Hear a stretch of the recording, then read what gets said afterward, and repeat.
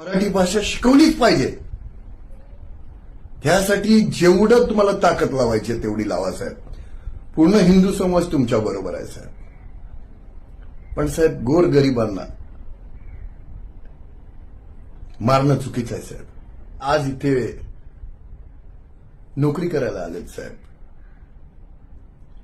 आज आपली पण महाराष्ट्रातली लोक खूप अशा स्टेटमध्ये शिकायला गेली आहेत, काम करायला गेले आहेत साहेब.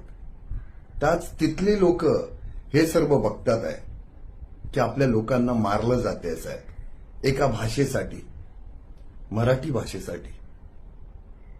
तुम्ही विचार करा साहेब, जर त्या लोकांनी तिथे आपल्या मराठी माणसाबरोबर असं केलं कि आप इधर आए हो तो आपको ये भाषा में बात ही करना पड़ेगा, तेव्हा काय करणार साहेब आपण? काय करणार?